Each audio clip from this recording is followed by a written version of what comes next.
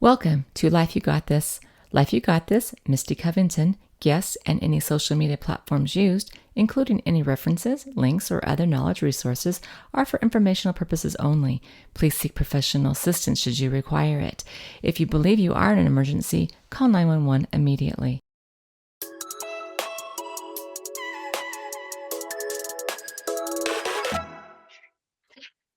Happy Thursday, everybody. This is Misty Covington with Life You Got This, and we are having a return guest, Miss Bobbi Pereira, who was with us for a few hours, a couple of hours, a number of hot minutes, being vulnerable and sharing her journey of traumas.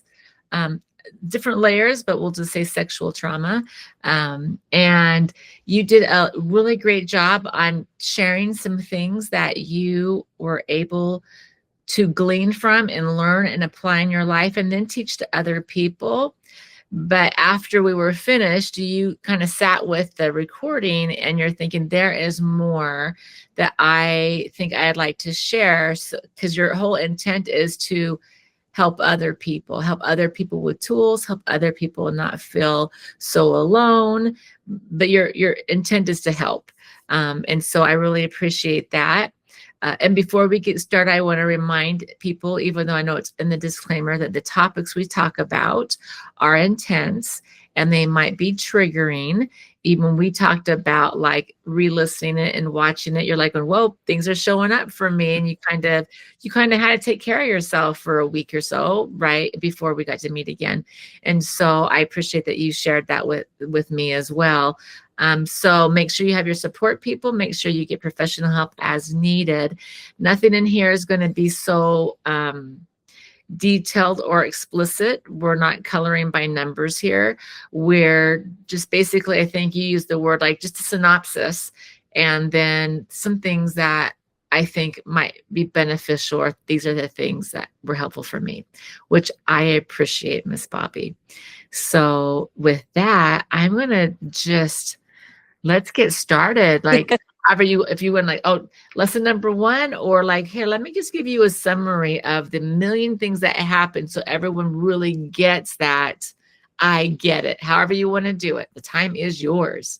Oh, I appreciate that. Thank you for having me on again. Love that you're here. I think it's just nice to let people know that, like, if you are, like, I mean, like, what was it that people say that the complex part of PTSD really isn't a thing? Is that what you said the other day? Like in the therapy type world? I don't think it's an actual real, it's not a DSM diagnosis, but it's a real thing, but it's not a diagnosis as complex PTSD. Okay. But let's be honest, it will be. It will be at some point, yeah, because there's a lot of layers to it. It's not just it'll have its own code number. Yeah, right. And it should. It really needs to. Yeah. I know once I get going, I'll be really good. It's just getting that mind to say the first things, because it's not easy. It's not easy, talking about any of this. We're admitting it, but like you said, my main goal is to help. I just want to help people, because I think understanding some of this is like with your loved ones and whatnot. It's hard to see them go through things, and it's hard to help them, especially when you've never experienced it. And so it's to hear somebody that has gone through a lot of sexual trauma or multiple sexual traumas, or and things. I mean, just life on its own is hard, car accidents or anything. But to know that your loved one, I've been drugged by 3 different men in my younger years. And when I say younger years, I'm meaning like from the time I'm like 13, 14, up till 22, 23. I got married at 23. So after that, none of, everything I'm talking about is prior to that. So, I had a man, like I said before in the other podcast, that, I had a man that attempted to drown me. I've had two family members that were blood relate or relatives. That's Mhm. the other thing I want to clarify. They're not my family, they're my relatives. It helps separate that in my mind, because my family is my husband, my kids, and my grandkids. That's my circle. Okay. Um, but I've had some relatives that didn't want to touch it, and then I have been raped by three different men. One of them did keep me for 5 days. So I kind of talked about that in that last one a little bit more in detail. Yeah. But just to give to feedback to people in this one, it's a lot of layers. So it's a lot of layers and a lot of different trauma with a lot of different um, triggers. Like I don't even know all of them. But Yeah, and you might not.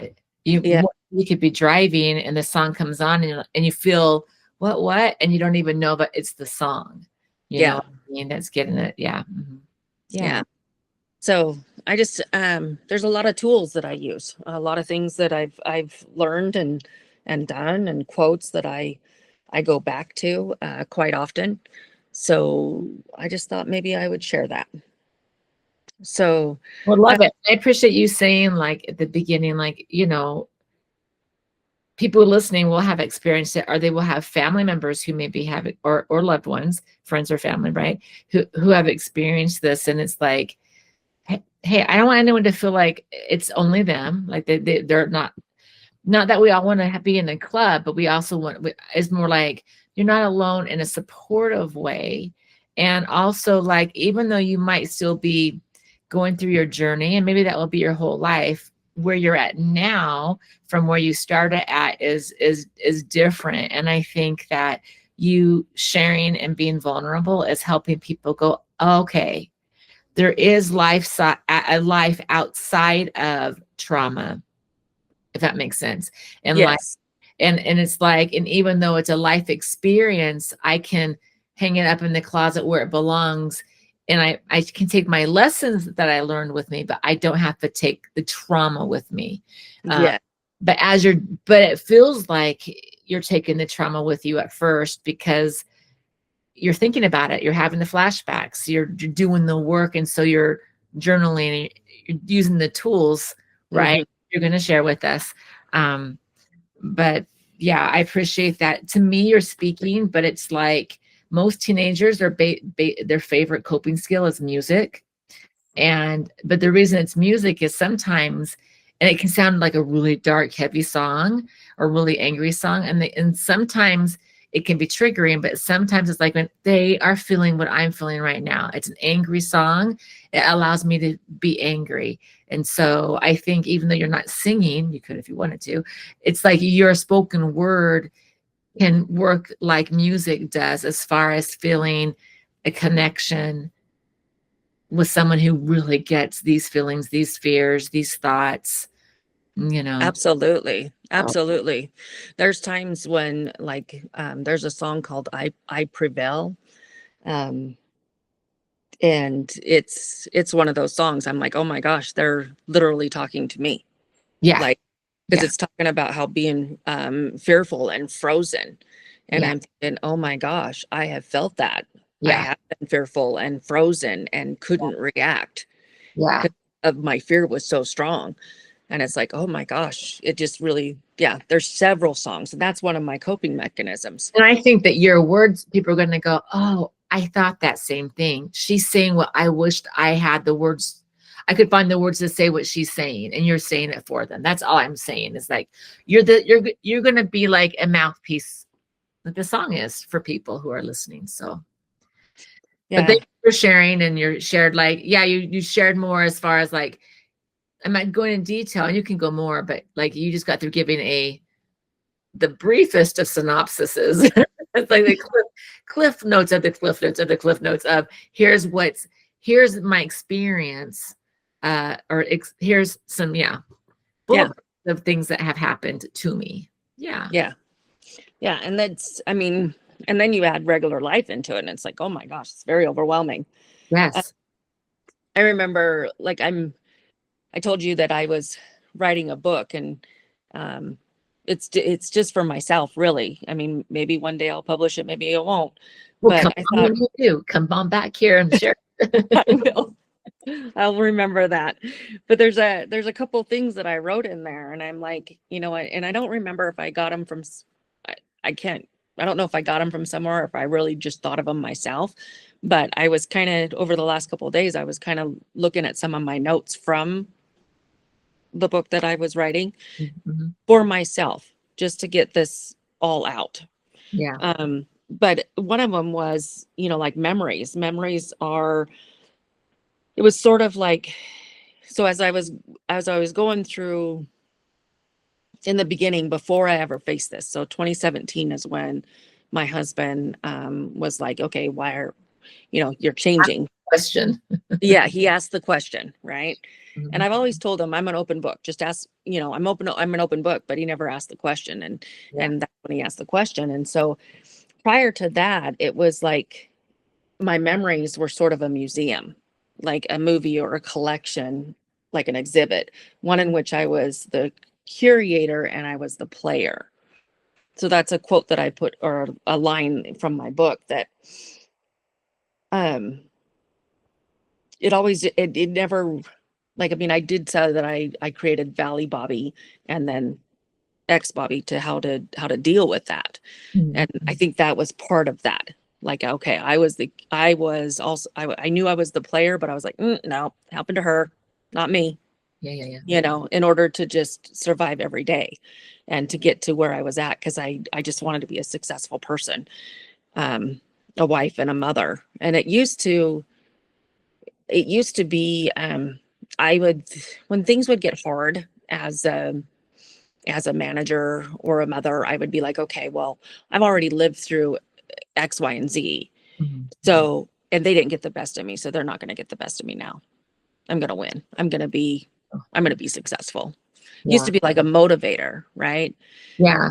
And then after 2017, and I started getting therapy and started getting help, I no longer have that drive. So now it's like, okay, so it's like I'm reinventing my wheel again.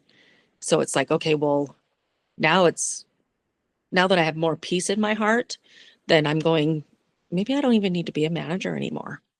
Mm. Like, the stress of that job, I don't need it, because what was driving me before is not there anymore. Does Mm. that kind of make sense? I think so. Well, because when you're the manager, you're in control and you're I'm sometimes in control. hyper control, right? And so you're like, oh, I don't have to be in hyper control. I mean, I can choose to be a manager because I think I manage well, but that might have been me managing everything, managing Yes. life, managing my thoughts, managing other people and, actions and maybe, but yeah, so I think that makes sense. And I imagine it resonates with the listener as well. Like sometimes we choose certain jobs based on, what our brain needs for us to do to get from one day to the next day to the next day. But yeah, Exactly. Exactly. yeah, that makes sense. One of the quotes that I will read from time to time is, never forget that even at your weakest, you are still in control. Yeah. Because at one point I didn't feel in control at all. Mm. Yeah. So even at my weakest, even when I get like, I call them like my demons, but when those memories and stuff come up and I'm having flashbacks or whatnot, I Yeah. can feel very, I can feel very weak. Yeah. Like, it's almost like, And even out of control. Yeah. yeah, yeah, out of control. And then I'm like, okay, read some of these quotes. Yeah. Uh, Because if you read the quotes, then what happens? My brain's it's shifting. So then, that feels good for me. Oh, I am that. I want to apply that, or what have you. yeah. Yeah. Lately, like, somebody that's working really good for me is like Jelly Roll, just listening to a lot of his music, Yeah. because I do feel That like person, damaged goods. he sounds like he's got a life, like, He or has has a got a lot. life, and he's like going, and yes, here's what I'm learning, and here's how it felt, or yeah, Yeah. yeah, Yes. yeah, And a lot of times I'll listen to his music and I'll be like, I'll just be blutting it out, because it's getting out those emotions and those feelings, because I feel that way. I feel like I'm damaged goods. I yeah, feel like I need someone to save me. But at the same time, I know that I know that the only person that can save me is me. And I like that you're saying that, because if we don't think we can and we need somebody else, then that just is taking away our own ability or power. But also I like that you're also saying, like, you are in control, even though sometimes you're not in control of circumstances. The things that you are in control of, like my thoughts or my feelings, you are. And I think that resonates. And there are most likely people who are going to listen to this, and rightfully so, who might think, but I wasn't in control because that person had power over me, for whatever the power was. I couldn't move. There was a weapon, that I was going to get fired. And there's this one book I read in college and it's a famous book, and I don't know if you've heard of it. It's called Man's Search for Meaning. And I can't remember, something Frankel. I'm old. I can't remember, but he actually was a prisoner of war, and and you don't get to control. You are locked up. You pee when they say pee, you eat when they tell you to eat, or you don't, because you're starving, there might be some torture things that are happening that you are not in control of. And so, and I don't know how he just had this brain, but he started observing himself and the other prisoners and noting those who survived, like didn't just go to sleep and die, were those who took control of their thoughts and what they did. So let's give this real example, is like some would, who knew how to type, pretended that they were typing because they remembered in their mind's eye where the keyboard was at. So they would I'm just going to practice typing. I'm going to get my typing done. Someone else got a stick and like rocks and started practicing putting. It's not a real ball, but he's like going, that's my focus. I'm going to focus on me growing, having gratitude wherever he could find gratitude.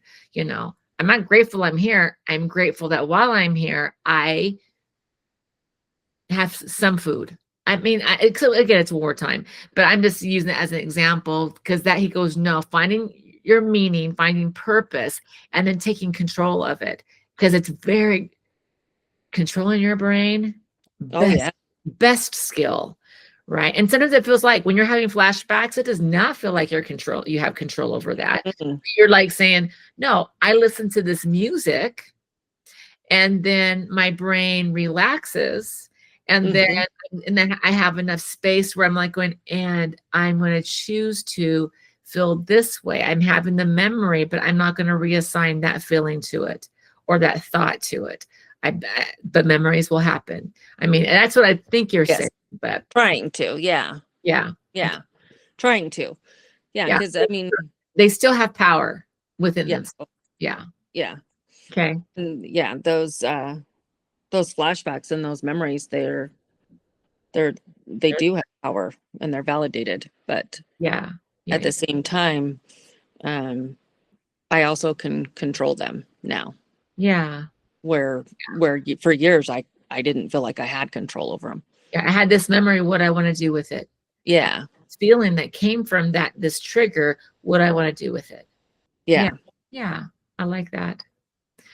So good advice, good recognition for people to go, like, really think about it. What can you control? What can you control?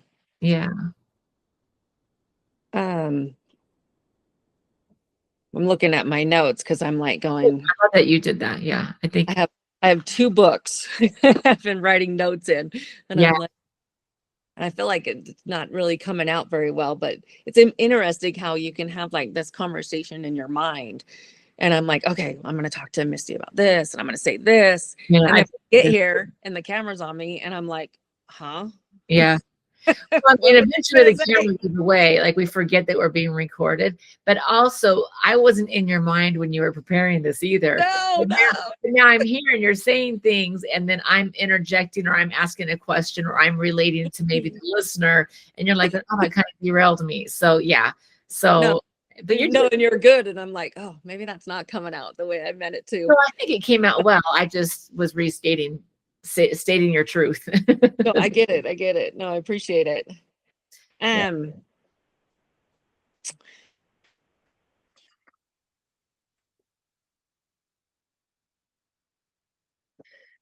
So one of the notes that I wrote down was, so like recognizing that people will react how they will react. Mm. Um, and to do the best that you can do to not project it on yourself. It's not easy, but so I was like, okay, I got to talk a little bit about that because I used to, like, if I ever did tell anybody something, like like one of my experiences, just in the middle of a conversation, Yeah. and they would be like, why didn't you do this or why didn't you do that? When they would say that, I would feel like they were judging or they would put in the blame on me. Does Yeah. that make sense? Like I was like, okay, well, why are you blaming me? Why are you asking me why I didn't do Yeah. this? It's You're not not the prove yourself. Yeah. Yeah, I have to prove myself or justify why I didn't, fight or during that time. Well, Yeah. for whatever reason. Um, but now, now that I'm on this other side of it, like I faced like my demons, I faced all these different things and I could recognize that, yeah, those things happened. That Mm. was me. That happened to me. Um, I have had those conversations with my inner child. I've done all this work, and now I look at it and go, most of the time, I think people are curious. Mm. Like I think they're curious to understand Yeah. why somebody would make that decision in that time. Or make that decision or whatever. Yeah. Yeah, or not react or not make that decision. So, like, I mean, here's an example. Just this last year, I'm 49 years old, and I think I don't remember if I mentioned this or not in when we talked before, but um when my dad cut me out of his will, Mhm. and it just felt like a major rejection from him, Yeah. um because of his reasoning. It's like, okay, really, Dad? All right. Um put that in a legal document. But the way I started having different flashbacks and different things coming up from that, and I started to cut myself. Mm. Well, then, um, during this time that I took off from work, because I was like stuck in some flashbacks, and I was really struggling to get out. Um, I had a friend that was like, I think you need to get out of the house. I think you need to come 4-wheeling with me. Let's get you out in nature, X, Y, and Z. And Yeah. while we were out there, her dad was there, and he just asked the question, and he asked it out of curiosity. And for the first time, well, probably not the first time, but You're aware of it. yeah, I didn't take offense. Mm. I took it as more like a curiosity. Like, why would somebody find pleasure in that? Why would somebody even and harm themselves? Mm. You know? And here I am, a grown adult, knowing better than to do that, but for whatever reason, I did, Yeah. Yeah. you know? Yeah. Uh, That I was a coping skill I chose to use. Maybe it's yeah, maladaptive and not healthy, but that's what felt right at the time. at the time, Yeah. yeah, because I felt completely empty inside. Yeah. I felt I didn't feel I felt like I had no feelings. Like I just felt really, really, really numb. And to see the red come out of my skin or to feel the slicing was like a way of reminding myself that I am alive. Yeah. I I can't. am here. Yeah. I'm not numb. I'm Yeah. not numb. Yeah. I'm gonna make it through this. Yeah. And at the time, though, and this to be clear for the listener, like we're not promoting that, No, right? not. Like going, but that's what the brain did. The brain was, as usual, looks for shortcuts to go, wait, you got to feel something. Oh, remember you used to do this? I That's used to do that. you used to do that. And remember how that made you feel? Remember it made you feel something? Like, let's Yeah, go try that again. Because the brain is looking for shortcuts and remembers that. Yeah. yeah. You're like, And well, right away, brain is adaptive and can't be dangerous, you know? extremely. And Yeah. I want to make it clear that right away I recognize that. Yes. I called my therapist and I was like, I feel like I'm spiraling backwards. Did I just, give up on all this work I did because I reverted back to something I was doing when I was a kid, a teenager, and it was because this the rejection that I felt from my father took me back and brought back memories that I had completely buried. I put it in a box and I shut it, and like I was explaining before with the bricks, and Mhm. it was one more brick that just needed to crumble. That Yeah. was a memory that came out. And what And did your therapist tell you when you said, "Hey, I just reverted back to this maladaptive coping skill," and yeah, dang it, I feel like I got one backwards. You know, what did yeah. she say to you? She said I did not go backwards. Mm, good. She said you had a flashback, a memory. Yeah. Uh, it was a coping mechanism, Yeah. like you said, that I used to do. And when I felt that rejection, when I got that paper, it was everything was just too much. Yeah. And it was the way that my mind had once did, and so I did it again. And Yeah. she's like, "You're not going back. You you did Yeah. Just like your a trip in the road, you know. yeah, a little bump in the road." I'm like going, it's not like because we're on this great path that we're never going to trip. The Yeah, road can be beautifully paved, and I'm reading the signs correctly and getting my direction, but I might still trip. And yeah, but tripping on the road doesn't make me go clear to the beginning of the road. No, I'm still where I'm at. I just tripped. yeah, So, you know, that's how I usually explain it. But is that exactly. good for you? Okay. Yep, Yeah. yep. And we're gonna work through this. We're gonna talk about it. Let's face that, and we're gonna get you some coping mechanisms to that. And I'm sure you're never gonna do it again. Yeah. And At I least didn't. you won't trip that way again. You might trip some other way. Some other way. Again. Yeah. Yeah. Yeah. Because we're all human, and we all are going to Yeah. And it didn't erase the progress didn't you erase. made. And she made that very, very clear. Yeah. Very, very clear. In fact, I bet you I have my notes in this in this book here regarding Uh, that conversation with her. yeah. Um, Yeah. What was probably an eye-opening conversation for you, because my guess is, and in the past, if you made a mistake, it might have been more black and white. Oh, I'm bad now. Oh my gosh, I failed again. Where she's like, it's not so black and white. There's more, not more gray. There's more color involved than that. So I imagine it was a really great conversation. it was. Yeah, in fact, I do have my notes right there. Yeah. Fine. Yeah. But and I can go back and look at them if I ever want to. Yeah. Yeah. Um, But Which I is like that you were in a space where you could hear her, and your brain wasn't going, I know what she said. Oh yeah, my therapist is saying this, but she's wrong. I, mhm, I'm the exception to the rule. I really did go all the way back. You didn't do that. You were in such a great space that you were able to go, oh, that's true. Yeah, I feel like I tripped or had a misstep, but yeah, I did a lot of work. I'm going to give myself credit for that. I'm glad that you were able to do that. yeah, give myself, you know, it's Credit, okay. grace, all at the Credit. same Yeah. time. Yeah. All at the same time. Exactly. Yeah. Exactly that. There's no roadmap to get through this. As if even if you did have the roadmap, again, there's those bumps in the road, or Yeah. you can turn left or right, and it will circle around you. So you'll still get to the same place. So which way you want to go? I don't know which way to go. I wish it was simple. Not really. It's not as fun, not as challenging. But um look how much you've learned and grown just by that one thing.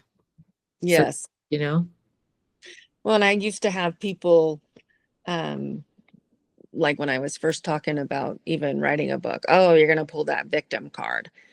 Okay. Well, what? what? Yeah. I am. Am I? So Yeah.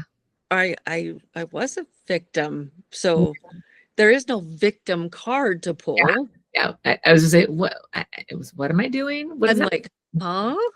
Yeah. Yeah. I always, Yeah. what does that mean to What you? does Like, that mean? yeah.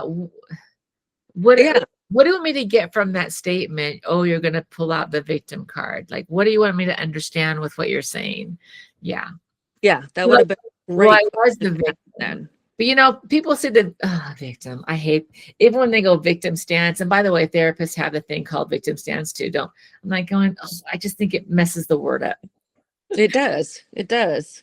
A victim, yes, I was a victim. These things happened to me. Yes. And no, I'm gonna share about it and I'm gonna pay it forward. Yes. Yeah. Well, and another one of my notes that I wrote down, and I'm not telling anyone how to parent. Absolutely not. Please, whoever's listening, don't take it that way. I'm not telling you how to parent. As But you could. yes. But one thing that I learned from, I have never blamed my parents either for the way they raised me, because they did the best that they could with the tools that they had, with the knowledge that they had at the Which time. doesn't mean that you didn't have feelings about it. Like, oh, I'm angry that they themselves were misguided. And I might be angry at the situation, but I'm not like blaming them. Right. I like that. Yeah. And one of the things that my counselor said, she's like, you have to, decide, like with my father, I recognize his, this is how he is. He's never going to be a protector of me. He's never going to protect me. That's just not in him. It's just for whatever reason, he just doesn't have that. And I can mourn that. And I can mourn the fact that, and that really helped me a lot. I can mourn the father that I wish that he would have been for me. Yeah. But he is what he is. And I can either accept that and let him be in my life. I can put boundaries down because I am in control. As I got older, as an adult, I'm like, I can do all those things. Yeah. But it took my counselor telling me that Yeah. before I realized I can do that. Yeah. It was like this light bulb went off. Sometimes it's like permission, or sometimes it's like, Yeah. oh, that didn't even occur to me. It's not Yeah. always like, oh, I don't think my clients need my permission, but sometimes I'm like going, do you realize that you don't have to have the relationship you think that you have in your head? Yeah. And you can accept who he is, and decide not to have a relationship with him too. Yeah. Yeah. Yeah. And just to know that, Where it helps you. If I accept that that's just who they are, and I'm not trying to change them or do things to get them to be who I want them to be, I won't waste any energy, first of all. So yes. I'm going to accept them. And now I get to go, okay, that's who they are. That's all that they got. And do I want them in my life, and in what capacity, or do I not want them in my life? Like, Right. isn't that great? It is. Decide that. It is so great.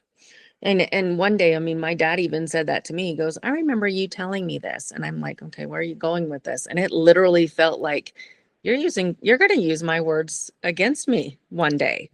Yeah. For a couple years, and he did. Yeah. It hurt. That's that's what he knew, and that did hurt. And now I can go, oh, but that's just who he is. I mean, now in retrospect, you might be able to do that. I don't know. Yeah. That acceptance thing. But the real point that I wanted to make was with kids. Okay, so most of the time when we're talking to our kids and they do something, and we're correcting them, for example, like my son and I had my one son in a car seat, and my other son was, I think he was about 5, and he was running around, and he got inside Shopko. Yeah. Oh, okay. Yeah. We were at Shopko and we're shopping, and he was going in and out of all the dress racks as I'm looking for clothes. And I had the other baby in the laughing like, who has not been there? Yeah. Yeah. And but he ran to the front door, and he ran out the door, and here I am watching him, and I'm like, oh my God, please, please, please don't let a car come and hit my son. Please let him get to the other side of this little intersection right in front of Shopko. Because I'm grabbing my other son, because I'm like, I can't just leave him, to run after him. So I'm grabbing him, and I'm on my way out, and I'm like, what are you doing? I cannot believe you did that. And grabs him, and I'm it's out of fear, like complete fear that I am reacting, right? And I'm like, you can't do that, and you can't run like that, and so I'm correcting that. But so that's out of fear, and then recognizing though that when that same son comes to me with a situation or an experience that he's been through, and I'm fearful of that or upset Fear about what he might share or fear? Okay, go ahead. Sorry. of what he went through Okay. or the situation that he was in, Mm, you know, but taking that breather and not reacting right away mm, is one thing that I learned. Cause so like with my mother, um, when I told her what my dad had did, um, she yelled at me. mm.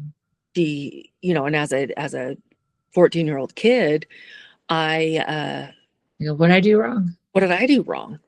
Yeah. What Yeah. do you know, she's yelling at me. Are you telling me that I married a pedophile? And are you telling me that this and this? And I'm like, Mom, I'm just telling you that I don't want to give massages anymore to him. Yeah. I've been having to give massages to him for 2 years, full body massages. I don't want to do that anymore, Yeah. Yeah. you know? And yes, he laid across me, but nothing else happened, Mom. But I'm You know, uncomfortable. I don't but want I'm it to. uncomfortable and I want to stop. But Yeah. she is yelling at me. And at the time, Mm. I'm thinking, do maybe I shouldn't have told you. Yeah. Yeah. Maybe why are you mad at me? Yeah. What did I do wrong? Why am I getting in trouble? Why am I getting in trouble? Yeah. Yeah, as an adult, I Mm, can recognize that that was fear. yeah. That was her fear. That was whatever she's going through at the time that Yeah. she's projectiling. You know Yeah. what I mean? That whatever, you know, and now as being a parent, Yeah. yeah, I'm fearful of somebody doing Yeah. any of these things that I went through. Yeah. I'm I'm terrified of that happening to any of my kids. I Yeah. want to protect them. But at the same time, when my mom did that, I made a decision right then and there. I'm never telling her anything again. Right. It wouldn't matter Because it if wasn't safe for you. I'm gonna get in trouble no matter if I I did get in anything or not. trouble. Yeah. Yeah, because My that's how I felt. feelings. Yeah. I have to own my feelings and my mom's feelings. Yes. Yeah. So I made a decision. I'm just not going to tell her ever again. You know, and did I try that? Did I not tell her things? No, I still did. I Right. still did. You know, but I would test The the person water. you wanted, she's the person you wanted to tell. Yeah. Yeah, but I would test the waters, and I would never tell the whole truth. I Yeah. would, you know what I mean? I wouldn't go Yeah. to I'm gonna where. start to tell her and see how she reacts. Yeah, Mhm. yeah, Yeah. and I think that's one thing that, you know, like I'm not telling anyone how to parent, but take a breather, Yeah. especially when your kids are getting older and they come to you. You know, Yeah. I mean, I was talking to a coworker the other day, and you know, you see things on the TV, you know, Mhm. and your kids ask you a question, and then your significant other's like, we don't talk about that in this house. Yeah. We don't, you know, we don't say that. We don't even have those conversations. Or why are you guys even talking about this? You know, we don't talk about that. And Like you're saying, be careful by your own history, not yeah, let your kids down or not to react in a way that they will shut themselves down or where it might be interpreted that you're blaming them for their own experience that they didn't, you know. yeah, their own curiosity. Yeah. Because kids are going to ask, they're either going to learn it Yeah. from you if you're open and honest with them, or they're going to learn it from their kids. And I always told my kids, and because of my experience with my mom or different people, I was like, I always wanted to be very truthful with them. Mhm. So like even some of the questions that they would ask or something, I would be like, okay, that's a hard one. You know, I'm going to take a breath and make sure I'm not Think about what projecting I want to say. Yeah. my feelings or my fears onto them. Well, I mean, for real, like, what if, I mean, I don't know if this has happened, but if one of my kids came to me and was telling me about a situation where they were either assaulted or something happened, someone crossed lines and there's some inappropriateness, the way if I'm not taking care of myself, by the way, I might do what I learned to do because my parents did it to me, which might be shut them down or groom them unintentionally. I mean, because you really could, or it could be like I'm in my own trauma, so I won't even hear them because I'm like, oh, it's bringing up too many feelings for me. I can't help you. Don't tell me. I don't want to hear about it. I mean, Yeah. we do those things, right? That's just too serious. I don't want to talk about that. Or we ourselves are or might relive it. So um, we might give them, we might parent differently. I'm trying to think, like some of my clients whose parents had situations when they were younger, they became uber strict, not strict, but restrictive.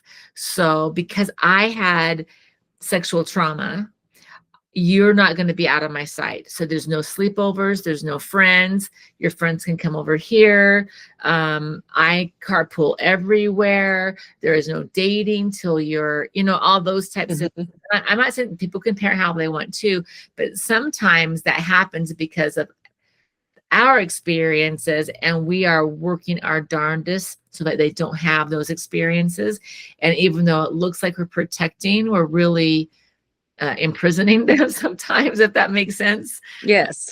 So I mean, it's not just like, hey, don't react out of fear, but also we could be parenting in ways so they don't have to have our life experience. Like, I don't know if you know people, but like this person, I really believe their mom, the way that their mom was so afraid they were going to get sick that they made the kids sick. Yes. They are allergic to everything because they've heard of celiac or dairy or nuts. And so just make sure their kid didn't get any of that. I'm like going, well, gosh, I love where you're coming from. Your method is exhausting and maybe extreme, and your kiddo might not have, so now this person's an adult comes to me going, I don't even know if I have a peanut allergy. I'm like going, well, let's go fight. I mean, I don't go say let's go eat peanut butter because I would never do that just in case they had an allergy. Yes. But you see what I'm saying? It's like sometimes we project our own trauma onto our kids or our own fears. Even if I didn't have trauma, I might have a fear. So Yes. like my sister once had this dream about, or she saw on the news where someone turned the corner really quick and slammed into this house, and their son's bedroom was right there and killed their son. So my sister sees this on the news, and now her fear. So she moved her son's room somewhere else so that no one was going to go around that. That was a whole lot of work because you got traumatized by watching something on the news, and I don't think she was a bad parent. I think she's an amazing parent, but that was a lot of headspace was getting taken up. And her son's like going, but I miss my room. All my toys are in my room, but you have me play there, but I had to sleep here. Like, he was like, process that.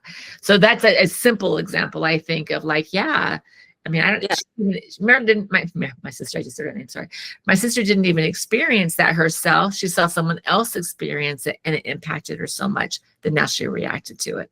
So yes. I think your point is really good on just be mindful how your fear or your what ifness doesn't stifle a kid or give them some thinking errors or narratives that may or may not be true. Doesn't shut them down. Still validates. I mean, that's what I'm hearing you say. Yeah. I mean, I great advice. I like what you were saying because I was that mom. I did not let my kids out of my sight.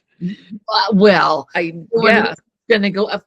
No one blames you. We would all do the same. Like, because in your world, the fact that you got married is pretty amazing to me. Because in your world, I would think men aren't safe. Yeah. Because my dad didn't do or did do this. Then there's the uncle. Then there's the cousin. Then there's the, other people, co-workers, right? I'm like going, man, the fact that you got married. Or trusted someone enough to, I'm like, well done you, because I could see that narrative would be men aren't safe. Yeah. Men will hurt you, Well, and I remember even before I met my husband, I took these, I had a photographer that took very sexy pictures. And and I showed them to a couple of my aunts, and they're like, "Oh my God, you could literally be in Playboy.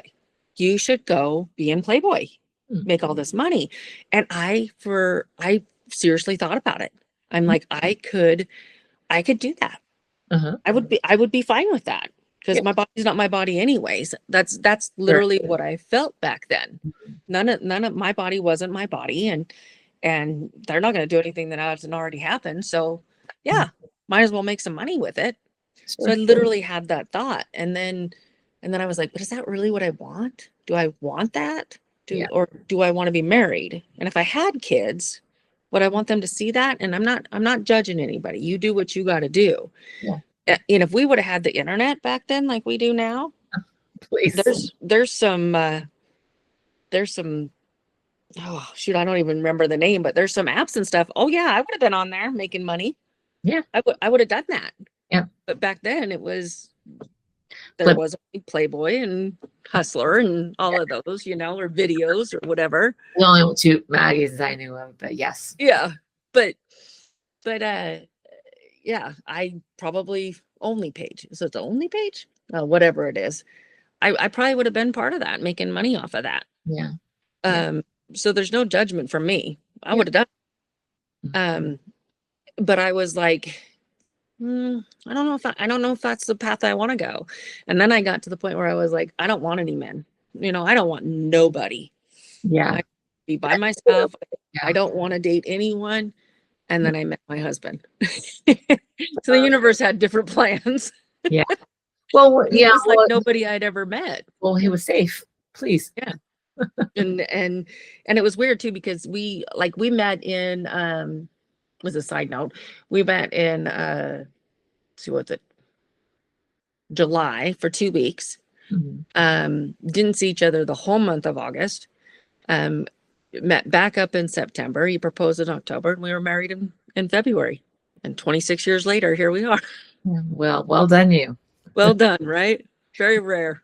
Which I like that people are hearing, because some people feel like whether they might say, I don't want to because I don't ever want to be beholden or ever be in a position where I'm dominated, whatever that means to whoever that means anything to, or men aren't safe. But if you're thinking, I'd like to, but I don't know what that would look like, I think you're a really great example. Like, you honor your relationship, and that's partly why you went to therapy, because you're like, it's interesting because I'm noticing more and more and more how my past is impacting my present and my relationship. Because people wonder what that's going to be like. Well, gosh, I had so much sexual trauma. Can I have a sexual relationship with someone I love? Yeah. And for some people, it's more difficult than others. Other people really have a hard time navigating that, and they need professional help to help them work through their own stuff, but even couple stuff. But it can happen. Mm-hmm. If that's what you're wanting, if people are listening going, oh, I don't deserve it, well, because I can't tell you how many clients say I'm tainted, I'm spoiled because of these things that happened to me. No one will want me. They have that narrative. Mm-hmm. And that's not accurate. Most of my clients have been able to be married or have had partners if they chose to. And those who have shared their trauma with their partners or spouses, their spouses never once use that against them, so to speak, or even understood, why would you think that I would think that? Why would you think that I think that you're damaged goods? Like, I don't, that didn't relate to them. And so if people are listening, it's like, no, there are relationships to be had if you choose to. And if you don't, that's fine. But if you're preventing yourself from having one out of fear or of the unknown, or you don't think people good in, or that they will accept and not blame you for the things that happen to you or judge you for the things that happen to you, like 99.9% of the world, I don't think would, at least in my experience and my practice. But it's still scary. But I like that you're like, this, all of this happened, a lot happened, and I wasn't planning on it for these reasons that we just got through saying. And then I meet this person, I'm like, oh, they're different. Mm-hmm. I'm gonna check that out. And you were open to it. And even while you were married, you still had to go on your journey because you hadn't yet. You still hadn't done the healing stuff yet. Yeah. So remarkable. I hope people hear, like, if you want it, you can have it. Yes. And Yeah. I also I became before I met my husband, obviously, I became somebody I didn't like. Mm, Like I became the woman that a lot of women fear. If your husband wanted a piece of this and I wanted it, I was game. I mm. was. Okay. Yeah. So I was that other woman for Mm, at least three people that yeah. I Yeah. know of for sure. You know, I knew they were married and I was fine with that. Yeah. So That's so then when I interesting. got married, Yeah, it's interesting you're saying that, which thank you for sharing. And you're like, oh no, I wasn't who I wanted to be. I wasn't. I was somebody else. But there's lots of reasons why people do that. And so if someone's doing that, like, you know, check yourself, make sure you're really present and aware of why you're doing that. Because some people do it because it's safer. They're already married. I don't have to worry about them hanging on to me. This could just, Mm-hmm. or it's like, well, um, I have something over on you, so I feel like I have power. You know what I Yeah. mean? At any time I can destroy your world, or those types of things. And there's a lot of other thoughts that why people might look for or be okay with having affairs. And again, I don't judge people as good or bad for doing it. I don't think it's healthy, though. I will be really clear with that. I don't think it's healthy for people to be the one who's cheating or the mistress. But I don't ever think, oh, you're bad or they're bad. I'm thinking, no, there's pause and go, what's going on with me? Why am I doing this? Because it's not healthy, Right. for me and Right. everybody else. But anyway, but Right. I appreciate that you're a good example of things can get miswired and you might make Mm-hmm. choices that aren't really what your core belief is or your core values are. But also happiness in relationships really can happen. Like my Yes. narrative, although seemed really strong because it wasn't permanent. And I was able to align my reality or my core belief system or my narrative. So, I mean, you've been married for 27 years. Yeah. And it still was hard, no doubt, because it was marriage is Oh, marriage. But you're like yeah. going, no, but we were in it and he was good and I allowed it. I Yeah. allowed myself to be vulnerable with him too. Anyway, Yeah. so yeah. Yeah. Yeah. And yeah. And I mean, I even had one of the wives call me and I said, yeah, you're welcome. Now you know what kind of man he is. Marry him if you want. Don't if you don't. And she's like, how dare you? And I'm like, well, I don't care. Yeah. You know? It's But got I was like, I false was while hurting. honest. Yeah. Good luck to you. So then I got married and it was a process. It Mm, was a process. Like for a long time, I thought, oh my gosh, if he's not getting it from me, he's getting it from somebody. Or I thought I would deserve it if he did. yeah. Luckily, he never did. Yeah. Yeah. Luckily, I never did because I Or I didn't deserve it because, karma or whatever. karma. Yeah. Karma. And I do believe in karma. Yeah. I do believe what comes around goes around. But then I also believe in forgiveness too. Yeah. And I also Don't believe always come in around in the same way either. exactly. And they don't always come around in the same way. It's PS, just to be clear with my thoughts. I mean, there's lots of thoughts in karma, but like it did come around because you're like you had to face yourself, like, here's what I chose to do, and the reality, and me and having to learn from that. And I don't know if repent's the right word, but recognize and then go, oh, that wasn't a good fit for anybody. I mean, Yeah. to me, that's a type of karma because it's coming around. You have to really I had to bold and really face it. see what happened, what were my choices. Mm-hmm. So like I might have derailed you earlier because we were talking about, here's some good advice for parenting or some thoughts. I think they kind of go together in the front with the relationships with partners or with parenting, is that like just be mindful that your fear or your experiences don't create these hair trigger kinds of reactions or don't create these walls of protection that keep you from the world or keep other people from the world or experiencing life to the fullest and with all the opportunities. So I'm hearing that as a parent, I want to be careful that I don't do that, so that, because I don't want to have it be generational towards my kids. And then also I don't want to stop my own world from growing and learning and having love, because men used to not be trustworthy. I want to make sure that I'm open to the human experience.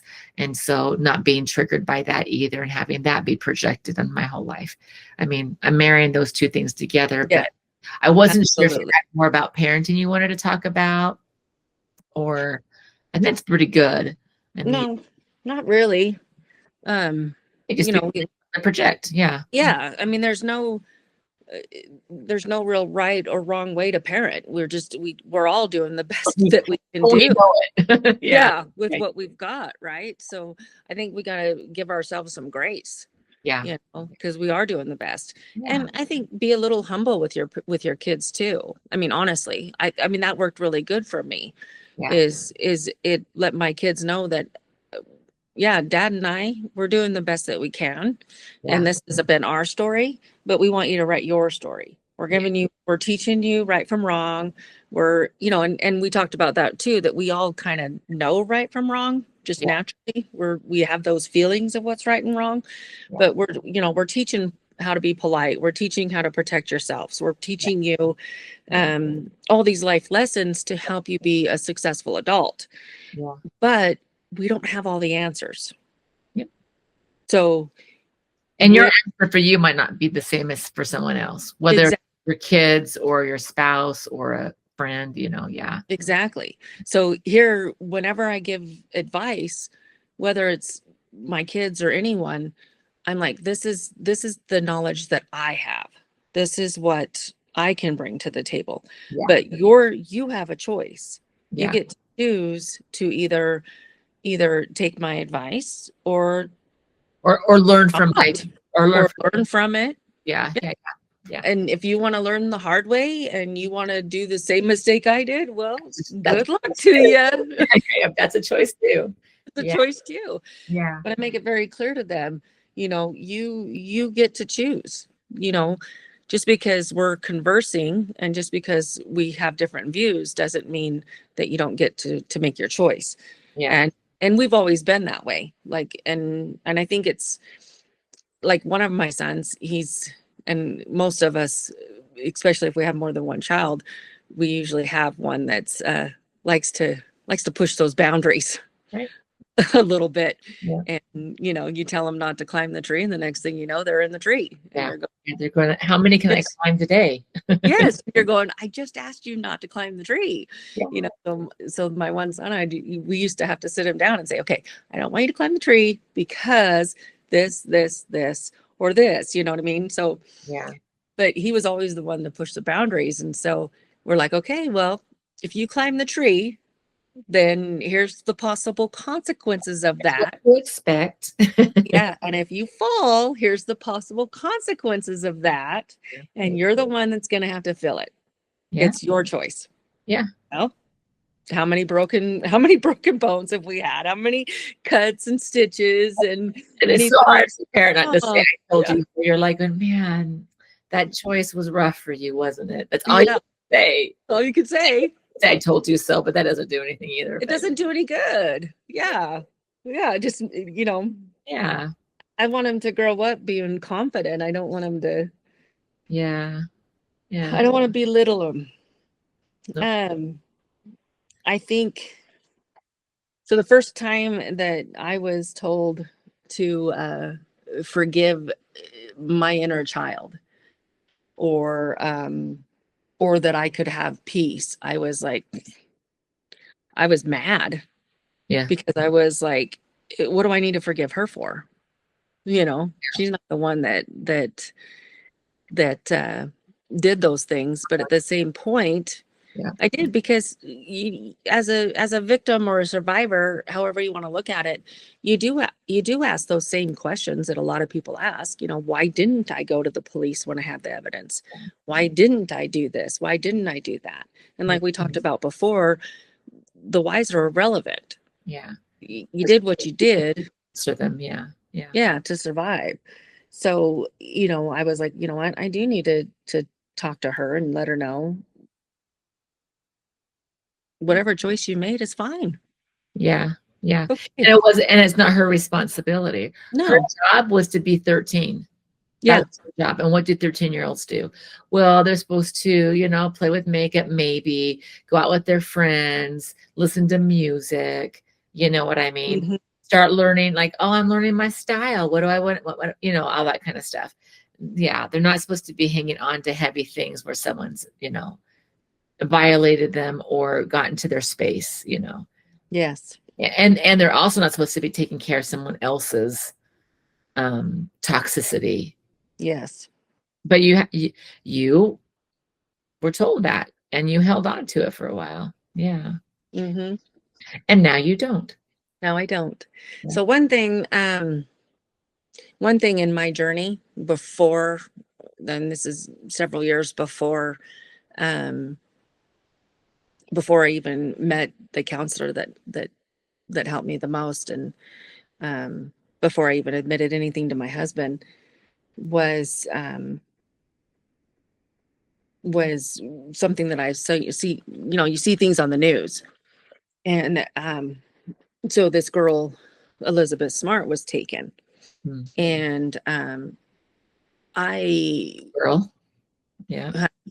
And she's a local girl, so it makes it more meaningful or personal, if that makes sense. personal, yeah. Yeah. And so but instead of being mad at the people that took her, I was mad at her. And I couldn't figure out why. I'm like, why am I mad at the victim? Interesting. Yeah. Because I believe that she's a victim. I believe these things have happened to her. But Yeah. why was I mad at her? Mhm. I couldn't figure it out. Yeah. Until my counselor was talking, and she's like, it's not really that you're mad at her. It's more of the situation. Mm. And when she was talking, it was like a light bulb went off, because one, people are looking for her. Yeah. Lots and lots of people are looking for her. Yeah. Yeah. She's gonna be believed no matter what she says Yeah. happened. She's Yeah. gonna be believed. She has a Or support. kidnapping. Yes. Yeah. Yeah. Yeah. Yeah, she has a support system. Like, Mm. her parents are looking for her. Yeah. Um, she's gonna get the help that she needs right away. Yeah. You know what I mean? Um, so there was all these different aspects of it. Yeah. And it was like, okay, you're right. I I wasn't looked for, Yeah. you know? And mad situation because not that she got it better, but her support Right. system better. Her support system. She Yeah. was believed, and I don't know what her life is like. I don't. I've watched her movie, Yeah. and that helped me a lot. That Yeah. helped me a ton to understand Yeah. her and her situation and whatnot. And it really helped me heal as well, to Mhm. to watch that, and to listen to her talk and whatnot. But it And she didn't do that movie right away. She had lots of lots of time and lots of therapy to like process that. And by the way, because she was raised differently than you, her yes, narrative was already different. yes, You know what I mean? So like her inner voice was like, this isn't supposed to happen. This isn't okay. And my job is to stay alive and keep my faith. That was what she had faith, right? mhm, Her faith. And just remember that this isn't defined. This is not who I am. This is what's happening to me. Like, but that's because her narrative was way different. Where you were even raised differently before the assaults, before the, yeah, you know what I mean? So, yes. wow. I was raised differently, and that's one of the things that my counselor was saying too. She's like, it's and not to compare trauma to trauma, because that's not what I was doing either. Yeah, doesn't But sound, I couldn't figure out why I was mad at the victim. yeah, And now that makes sense though. it makes sense now. It Yeah, wasn't really her, it was, like you were saying, her narrative, her yeah, support system. And she got justice. I'll never get right. justice. I have to just believe in karma is gonna get them someday, and hopefully, you Well, I know? think your best justice is like going, they don't control me, they don't own me. Karma will happen to them, and I'm going to live my best life. Like, Yes. what is better than that? I Living your mean, best life. I mean, yeah, Yeah. yeah. Because people who do that, they're living their anyway. I think they live in Yeah. their own worlds, but I do think it might come around differently. But I think what comes around does go around. People sometimes people that look that way on the outside, that person's still $1 million and they're still living high in the hog and da da da da. You Hmm. know, maybe they're the most lonely people in the world. They just have a lot of money around them. I have Yeah. no idea, but I think eventually, you know, You, darkness darkness produces darkness, and yes. so I think that they're probably dark. Yeah. And you never know what's going on in somebody's, in their own personal world. Right, You, yeah. you never know. And so, and it's not that I wish anybody any will, bad will or whatever I'm trying to say. It's not that. It's not that I want, I mean, justice is always nice, but it's not that I'm wishing them bad karma, Yeah. but You're it's just just letting karma take care of itself. exactly I mean, wouldn't it be great because if go ahead. no, well, because they already got enough of me. They don't need any more time in here in my, That's 100. I love that. And I was thinking, wouldn't that be great if they would just have this epiphany? It'd be great if they could feel everything that you felt, or the victims, or, survivors feel like they just, oh, whatever that feeling was. And that they felt it for real, not that they're empathetic, but that they feel it. So if you were tortured, it'd be great if they could understand what the torture felt like. I'm not saying tit for tat, like, oh, if you were yeah, cut. I'm just saying, like, it'd be really great. But most of the time, I'm like going, depends on where they are in the journey, because they're probably not going to, they won't feel it anyway. That yeah. makes sense. They'll Well, have to go poo poo it. They'll have to have their brain go, that didn't really happen. Or I'm going to avoid thinking of those things. But yeah. Well, and the sad thing is too, I mean, even our society, the way that we punish those who are predators or yeah, do rape people, it's like, you know, you get a slap on the wrist or a year or two. I got a life sentence. That's true. I have I'm a step parent, and their maternal grandfather, at least with the 5 kids that I helped raise or were in our home, and this happened with cousins and neighborhood kids. This person was a serial perpetrator who's passed away, and I'm not saying names, of course, um, but he went away in prison for 10 years. And I'm like, well, I think that's great that he went away, Yeah, but what's he working on while he's there? What's he realizing? So he's locked up. He's not hurt anybody else. That part's done now. But what are the classes he's taking, or what's this and that? And man, if anyone in his family is hearing me, I'm not mad at him. It's not even about me, and I'm not judging him. It's not even I think I believe in a higher power. That's going to happen eventually anyway. But I remember thinking, like, I think he's sorry for some things, but not really wholly sorry, because if he was, he would have confessed to it all. But he yeah, was only agreeing to what he was charged with. But if you talk to neighbors and family members, they weren't even mentioned. The only people who were mentioned were very specific people in 2 families, because they had to interview a bunch of kids, and not even all the kids chose to say, because they were like, no, we can't let's feel sorry for grandpa. We don't want him to go to prison. We don't want to break up the family. I'm like going, already busted, you know, yeah, you busted trust, you busted, all these things. And so I was like going, ah, man, he was there for 10 freaking years. And I'm not saying we shouldn't put them away. I think people who break the law and hurt other people should have a timeout from living in the world where they've hurt so many people. I do mm, believe that 100%.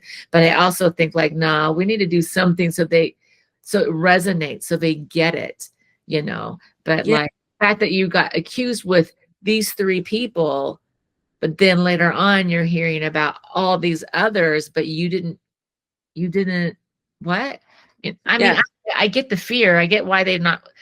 I mean, his wife didn't want him to go to prison. You know, he was a breadwinner, you know, but am I going, any rate, I don't know Yeah. if that makes sense, but any rate, Yeah. Well, prison no, is great, but I think there needs to be more. But well, yeah, I wish they great. would get it. I wish they would get it and feel it and go, oh. Yeah. And I do too, because it's a life sentence for us. yeah, exactly. That's right. So when I talked to my stepdaughter, and she's actually done a podcast a couple of years ago, two of them were for sure abused. One talked about her abuse and how that happened. The other one talked about like the choices we have to decide what we think and feel. I mean, it was a different thing, but they're like, no, this is my life. This is never, I mean, I don't think of it every day. I still own my own life, and they're not part of it, but my life experience is different than it could have, would have, should have been. Mm-hmm. And then like, when they're not, you said the same thing, like, I'm not regretting it. I mean, I wouldn't ask for it, but I got to learn a lot. I had to grow a lot, but they're like, I don't know if I had to grow or learn this way. I don't know if you think that, but Yeah. Oh, I do. Absolutely. it's a life thing. It's a lifelong memory Mm-hmm. that has, in some respects, dictated the way they have made choices, or why they've thought things, or why they've done things. Not necessarily negative. Sometimes it's been for the positive, but you know. Right. So I'm just amen to what you're saying, by the way. Like, lifelong for me, and I went off on my own tangent. Sorry, but no, you're great. amen. Yeah, they get prison for 10 years. You get, so to speak, prison for, I mean, of your choice, I guess, for the rest of your life. Like, it is a life sentence. So Yeah. It'll always be there, and I accept the fact that it's going to be there, but it no longer has control over me, which is different. which is different. Yeah. I have control over it. Yeah. I'm no longer just surviving, I'm thriving now. Yeah. Yep. So yeah. After he went, I don't think he gave it much thought after he got out of prison. He wasn't reminded every day where he was at. I think, well, that's just my experience with it. I mean, I hate if any of the family members are listening, which some of them probably are. It's not about defaming him as a person, the behavior definitely, but I'm like, I guess I'm just showing like the justice scale is not equal. It never will be until, you know, in my opinion, God goes, okay, listen, yeah, you and I are going to have a little talk, you know. Mhm. Or because I'm going to have you get to really, really feel all the feel that they felt, you know, which I hope is what happens. Is that bad of me to think? Well, I mean, if it's emotional pain, I want you to feel some emotional pain. But by the way, I really do think that this person who I'm talking about specifically, I know of their upbringing. I've been told about it. I'm like, oh, they had a lot of emotional pain, which I think is partly what triggered him to become a perpetrator. At the same time, he still had choices, right? So I can be empathetic for how he got there, but the choices of doing things, like, that was still his choice. Mm-hmm. Yeah. And I also think I absolutely agree with what you're saying, but then I also think, okay, but if you're going after children and that's what gets you, right? 99% of us out of 100 don't think that way. Yes. So I think that's like that. Yeah. Even no matter what you go through. Yeah. Like, just because I was raped doesn't mean I'm going to become a rapist. Oh, for sure. Same, even if you're molested as a child doesn't mean that you're going to molest children. Yeah, I think in this particular person, it was a power over, because it didn't matter. It didn't matter if it was a boy or a girl. It was power over. How much can I do before I get in trouble? But also, the choices you make in your lifestyle can also influence, like you said, like pornography in your house, right? Yes. So this person also was viewing that, which impacted the way that they viewed other people, like what's okay and what's not okay, right? And so I can appreciate that, but it doesn't make it right. And you have a whole lot of lying to yourself, a whole lot of manipulating reality for yourself in order to say this is okay. Right. But, okay. Sorry, I feel like we went on a little tangent. I know. based on me. But We do, you know, that's one of the things that we do, right? As women. that's why I like it just as organic. But anyway, Organic. Yeah. yeah, Not yeah. scripted. We're just literally talking. Not a, even if you have your notes, it's not scripted because And it's not because I can barely read them. So I'm like, what did I write? What does that scribble so say? so what are some other life things that you think or some other, I think you had written to me that there's a few quotes that, really you found helpful or poignant. I don't know if you have those there that you're able to read. Um, like for the listener, if someone is going through this, or if the listener knows someone in their world who has gone through this, or by the way, might still be going through it, but they just don't know how to stop it, because you Yes. can be married to someone who's still sexually assaulting you. You can be in a committed relationship with someone who's doing that. And Yeah. maybe you're the best friend of this person or the sibling of this person, and you're trying to encourage them to break out, but they're not. Like, is there advice that you think, like, yeah, almost like last time you were saying, if I was talking to my 14-year-old self, I would probably tell her everything will be okay. It's really hard right now, but I promise you it'll be okay. You will end up thriving. Like, not necessarily those types of things, but I remember you said that in our last episodes. So like if you were like going, yeah, I, what are some things that I can tell people who are Well, experiencing it? I think, if, like if I was in an abusive relationship and let's say I have a child and they're in an abusive relationship, what would I tell them? What would I want them to do? I would Yeah, want them to get out. I personally would want them to get out. I would want to help them. So if right, I'm willing to want that for them, why don't I want that for myself? right. Yeah, yeah, So, okay, well, what does that look like? What is the steps that I would want my child to do? yeah. Where would I want them to go? Yeah, knowing that I want them to be safe and they might be afraid of safety or whatever the story. Whatever the Yeah, story is, whatever it is, you know, I think sometimes we're really good at giving advice, but we're not necessarily good at taking our own. well, yeah, So, yeah. if I'm talking to a good friend and I'm like, hey, I really think that you should, go see the doctor for that. Mhm. But yet I'm dealing with my own medical issue and I never go see the doctor. Right. you know, well, There with the turn on. maybe I need to take my own advice. Yeah, right, Yeah. Maybe right. I need to do Yeah, that too. And I think that's one thing to look at as well. yeah. Um, I think And also that this isn't happening to you because you're bad.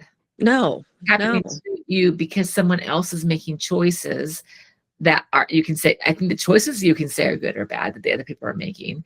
And because you do or don't do anything doesn't mean you're right or wrong or you're responsible. Right. Like, I don't care if you're 14 or 13 and you should be a 13-year-old, or if you're 35 and you're like going, well, 35-year-olds are supposed to do, be responsible and go to work. And when that might be Mhm. awesome, but a 35-year-old is not responsible for someone else um, doing things to them or having a power over them. Because let's be honest, like, you leave, I'll kill you, or Yeah. I'll take the children, or my favorite, but not, I'm saying this very sarcastically, I'll hurt myself. I'm like, Yeah. oh, you're making me responsible for everything. I mean, that's not, it feels real. Um, but But I'm the choice is still theirs. right. Yeah. Yeah. So Yeah. just because they tell you that they're gonna, I'm gonna kill myself if you leave, well, the choice is still you. So how dare you put that on me? Yeah. I'm like going, I hope that you don't. And if Yeah, you do, that will be your choice. it will. Yeah. I mean, and I It's can different when understand. someone's violently, or like, I do have clients that have been chased down, have been, protective orders didn't work.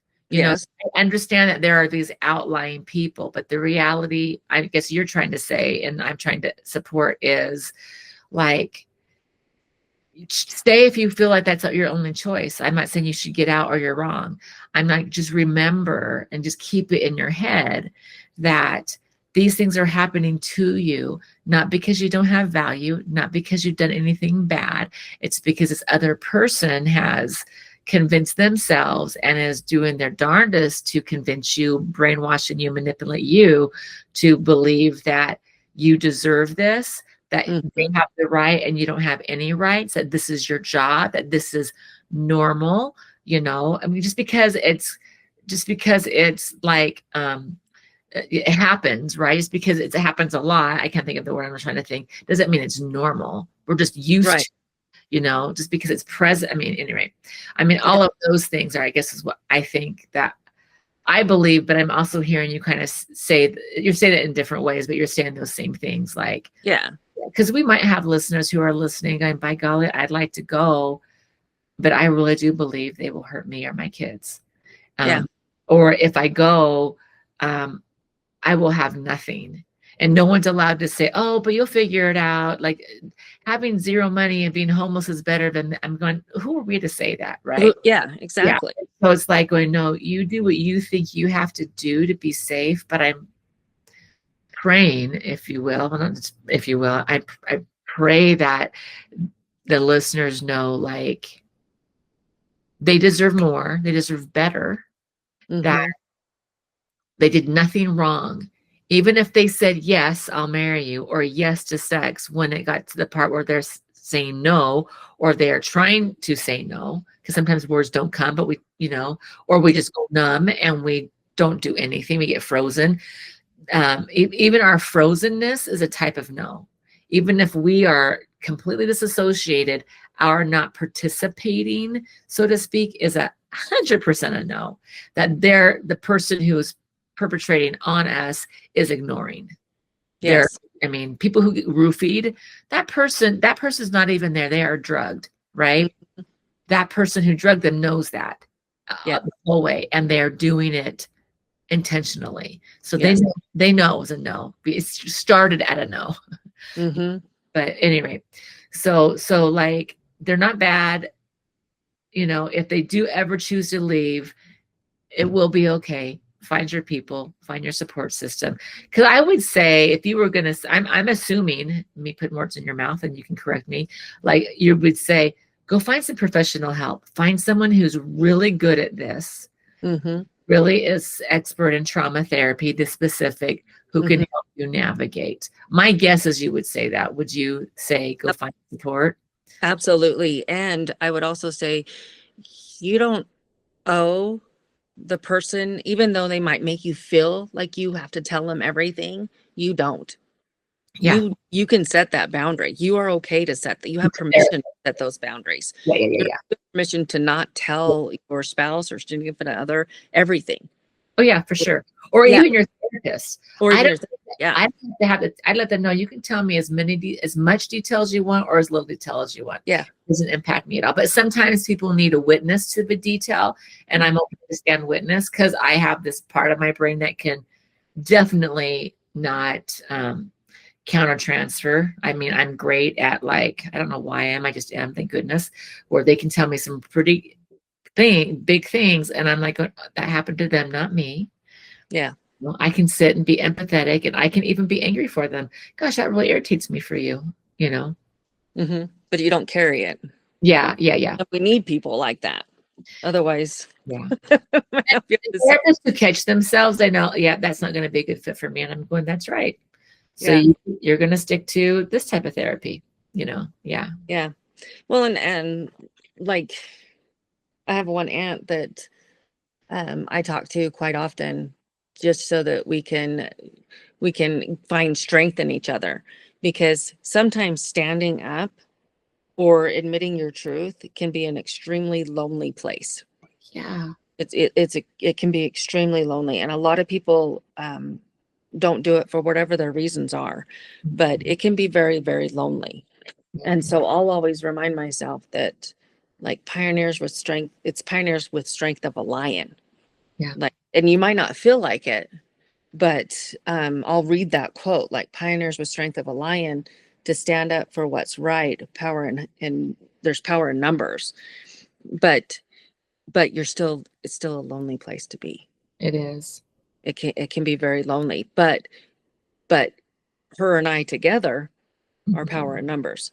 So it's Yeah. like, okay, I believe you. I believe you. I support you. You're not alone.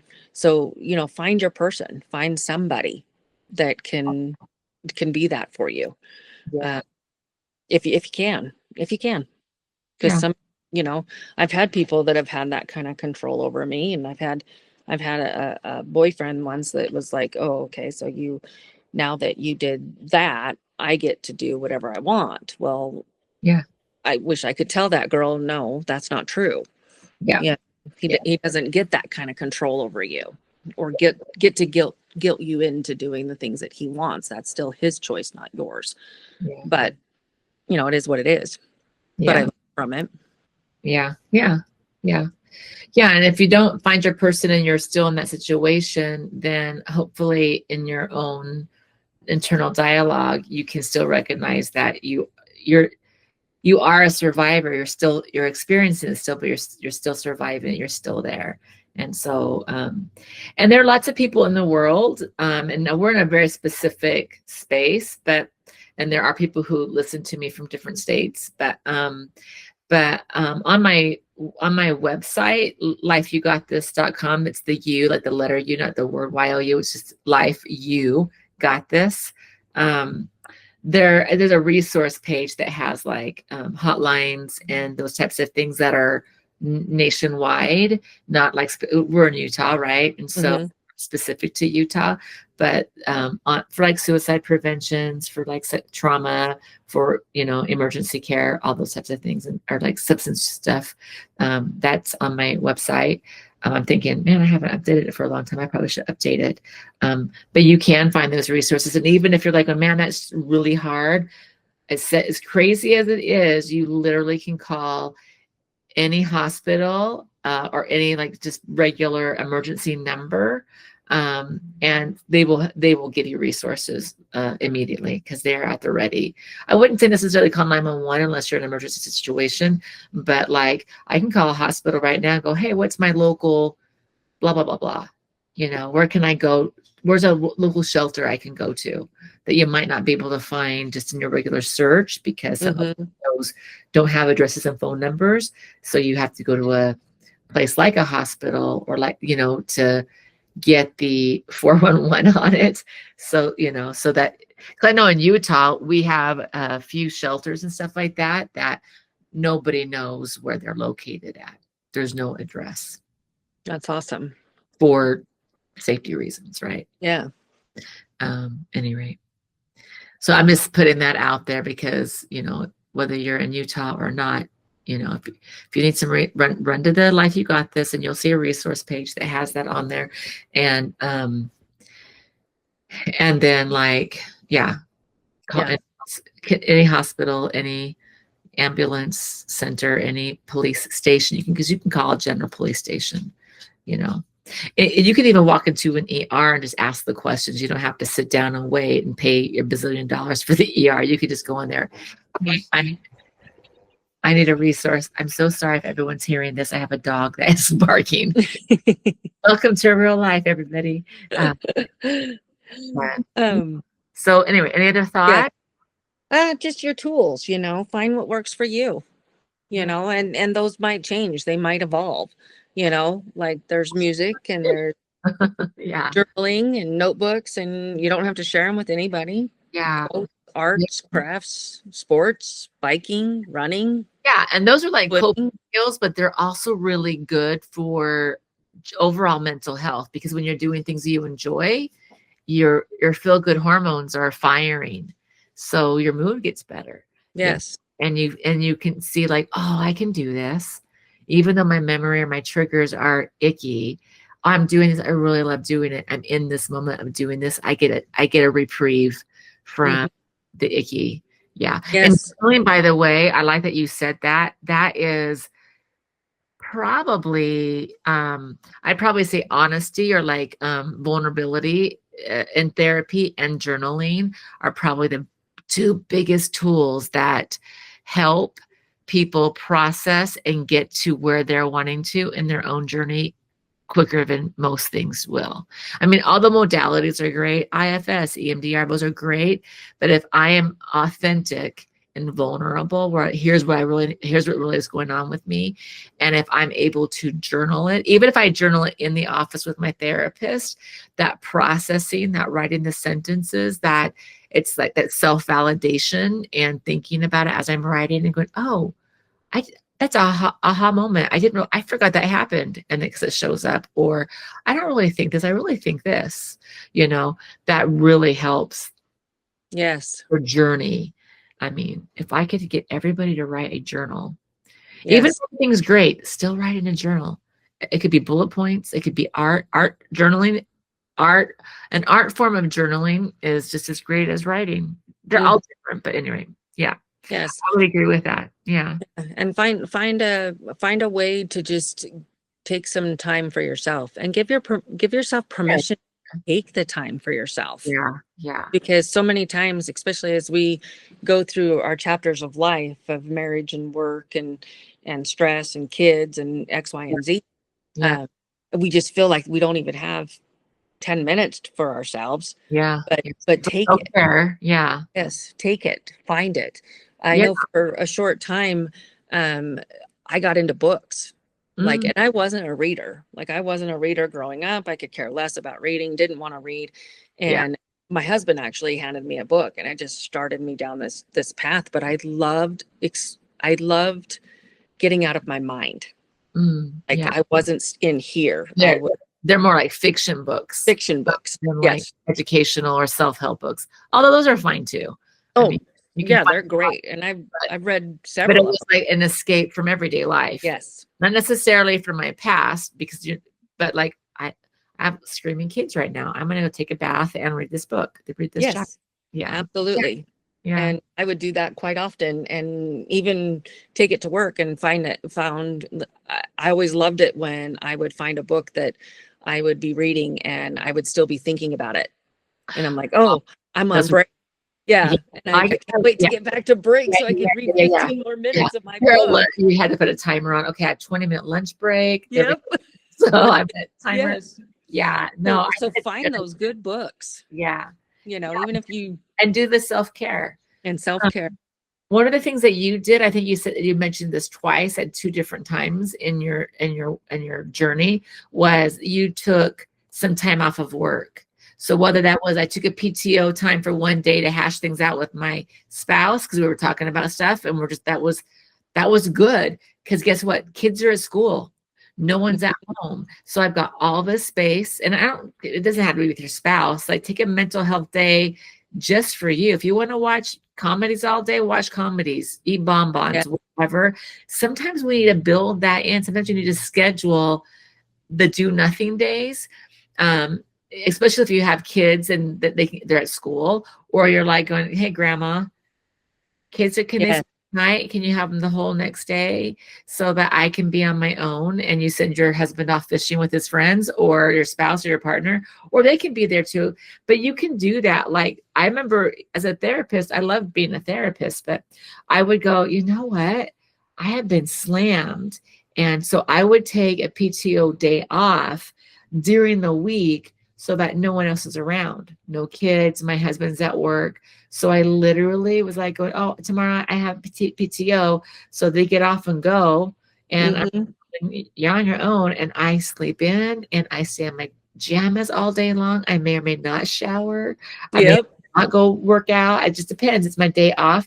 But that is a type of self-care. And if you have the ability with your work, and to find a babysitter, or if they're at school to take a PTO, that's okay. PTO is for you. You don't have to tell you don't have to say, oh, by the way, I'm the self-care day. No, they don't, it doesn't matter. And sometimes the PTO, they go, oh, only so many of those can be sick days. We'll take it as a sick day. It's a mental health day. To me, that's all physical and mentals kind of all tied into one. I'm like, great, take a sick day off. But they're not HR ethically, HIPAA wise, allowed to ask you why you're sick or what you're sick with. Yes. So it's like going, I need to take a day. I need to take a sick day. That's all you have to say. But anyway, give yourself permission to do it. And that's part of the self-care. Yes. And most people I know, unless they've got kiddos that also get sick, they don't use all their PTO time up. We just don't know. We're not really good at self-care overall. Yeah. So Yeah. And I've told several employees over the years, I'm like, it's your time. So you don't just tell me you're sick. You don't yeah, have to explain yourself. You don't just just say, take a me. sick I'm day. taking the day. I'm taking the sick day for Yeah. whatever reason. Because there's times when like I'll get so overwhelmed that's like, okay, honestly, you don't really want me at work today because I'm gonna probably run my mouth and say things that would get me in trouble. Yeah. And It's an off day for me. I better take it off. better take it off. Yeah. I better just Yeah. do nothing. Yeah. Yeah. No, and Yeah. I think just like I had a coworker once, just a little side note, when so I came out with all my stuff in 2017, and then at the end of the year, Me Too came out. Mm. And because I had already been, this coworker knew that I was going through these things and whatnot. Um, he he came to me and he's like, when Me Too came out, and he was like, "Thank you so much for sharing your story with me." Mm. Because I would have thought when Me Too came out that only harassment, sexual harassment, or rape only happened to strangers, not in a setting of Mhm. like on a date. And Yeah. he would have been, or I would have thought that it was literally like famous people, Yeah. not your everyday person that I'm walking side by side with. And Yeah. he's like, well, thank you very much. So, if you ever get to the point where you can share your story, there's strength in that, Mhm. and it doesn't have to be in this form. Yeah. This has taken me a lot of years to get to this form, To you do a know, podcast. and even though I'm doing great today, it doesn't mean that I was doing great the other day. Yeah. So it Yeah. doesn't mean I'm not going to feel this tomorrow, but I think it's important. I just want people to know that you It can can be be scary, but it's actually helpful, is what you're very also helpful. saying. Yeah. Yes. The best thing about therapy overall is that whatever we're thinking, feeling, our experiences that are in our head, when we get it out, it kind of releases the pressure. I know it's Yes. weird, but like here's my pot, my teapot or whatever. And me talking is like letting out the pressure. And Yeah. it doesn't have to be all the specifics. It can be like, oh, today I'm noticing it's an off day, and I had some bad dreams last night, Yeah. and it's kind of making me feel a little bit apprehensive. So I'm going to share that with my best friend at work, because I trust them. And I'm not going to go into detail, but that helps me. Oh, now I know. Or you can say it all, and by the way, the journaling, very safe place. So you can say it all. There. You can say whatever you want. You can be in detail. You can swear Mhm. up and down. And if you don't want anyone else to read it, it can be locked away somewhere. Or after you write it, you can literally rip it out and shred it or burn it. Because Mhm. you writing it is getting it out of your head. It's like you're witnessing it. But again, sometimes it helps with professionals where you're like I'm a professional witnesser. I Yes. witness other people's lives, and I honor the space, and I appreciate the trust that they instill in me. They give me trust in order to share it all. You know what I mean? And Mhm. most people you share, most people that you choose to share with, you're already going to have a feeling about them that they're going to take this and hear it. But again, Yes. it doesn't have to be in detail. It can be as simple as, man, I have some PTSD, and boy, I feel it strong right now. And so strong that I don't want to walk out to my car by myself. Will you walk me to my car? Thank you. Mhm. And then you let it out. Someone else is on your journey with you. Like you said, it's nice. You don't have to do it by yourself. Yeah. And Yeah. sometimes it's nice to have somebody that is not in your inner circle. It's Yeah. not somebody that you're going to see all the time. Yeah. So It it's can't. like, Yeah. okay, I know that there's persons out there that knows my story. They Yeah. have all my secrets, but I don't see them in my everyday thing. And if I saw them outside of it, if I did see them at the store or whatever, they They're just most going to likely, say, yeah, they may or may not even acknowledge me. Yeah. Yeah. based on me giving them permission. They Yeah. might not. No, I'm laughing because as therapists, I'm saying like, I might see you at the store. Chances are no, but I have seen lots of clients and I go, I might not, but I try not to signal anything at all. And by the way, if you come up to me, I'll say, oh, hi, how are you doing? I will not introduce you if I'm with anybody. You can say, oh, I'm Bobbi. I know Misty and you can say whatever you want. Oh, my name is Bobbi. Misty and I know each other. And that's what I say. Oh, just know people. And my husband knows not to ask. I go, it could be someone from school or it could be a client. So you're just never going to get to know. Yeah, So I don't exactly. tell him anything, then he doesn't have to assume yes or no. But And that's what my counselor said. She's like, if we ever did see each other, she goes, I will not acknowledge you unless you acknowledge me first. yeah, sometimes I make it there have been times when I've realized we live near each other, so we're probably going to go to the same Walmart. And I'm like, well, I don't know how you're going to, because I work somewhere else than where I live, right? And so Right. I might drive 20 minutes, but I know where their addresses are. I'm like going, so how would you like that to look?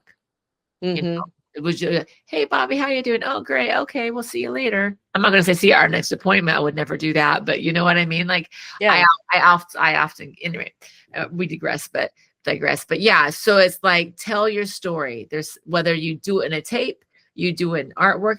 I have a client, by the way, who she this was when she was younger, and then the perpetrator / father found them, read them, and burned them. But she actually made fiction books with these great characters, and they were talking about her all the things that she experienced from her father.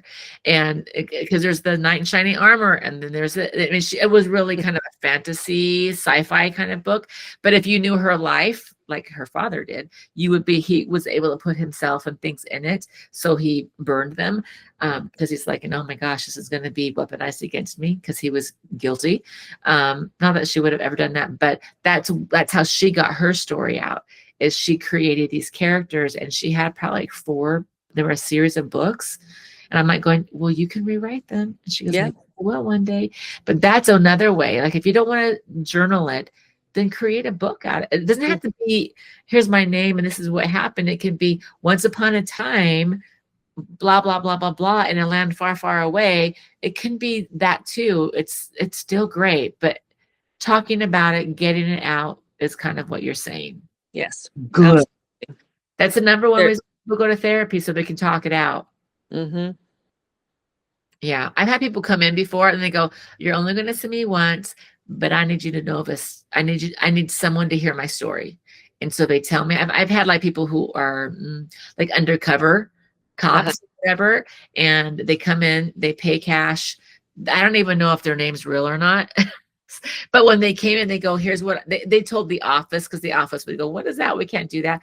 They go, nope, I'm coming in one time.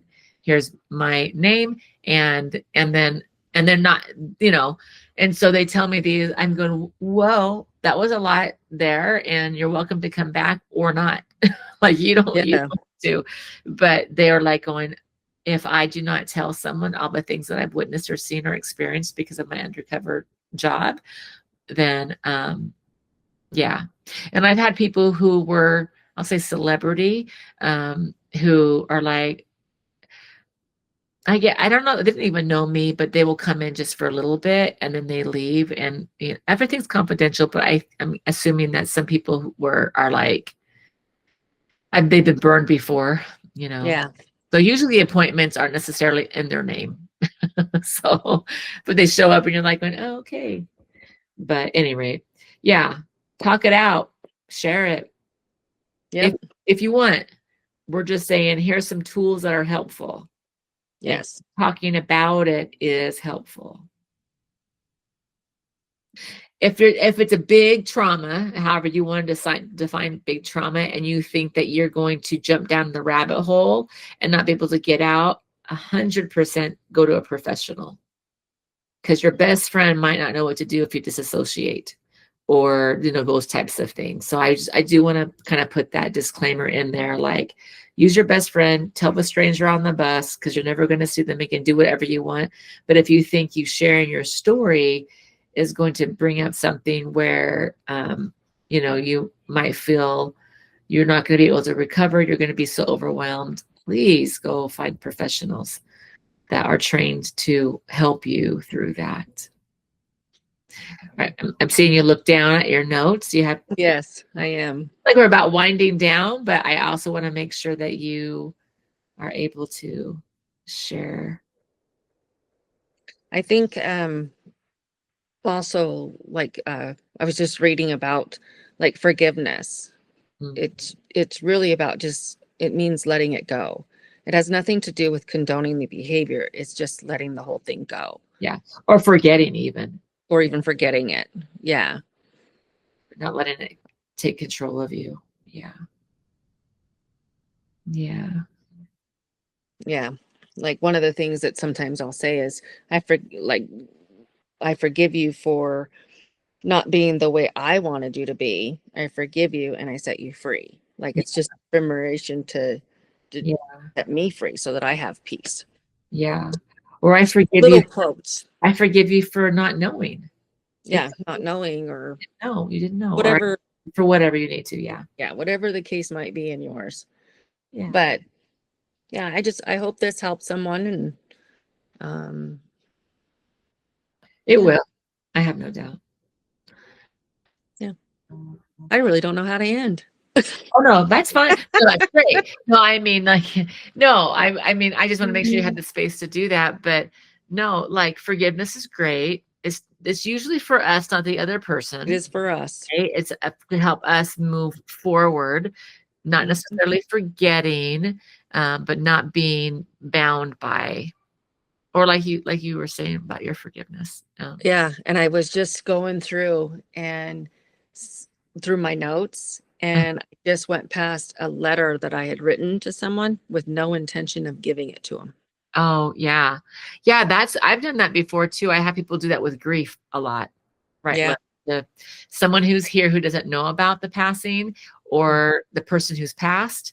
And I often will have, I want you to write a letter to yourself from that person who passed. What do you think they would want to say to you? And I would have them do it in their voice. It's very Mhm. cathartic, very powerful. It I like literally does a lot of healing. I mean, it's crazy how quickly the brain picks up on the reality of, I already know what this person would tell me, and then I can let go of some of this. Maybe I feel guilty because, I didn't see them enough or whatever, it's the kind of the yeah. forgiveness. So, but Yeah. yeah. Like with my Well, brother, and I had a lot of guilt with that mm, too, because growing up we were each other's support systems, and as we got older, um shifted.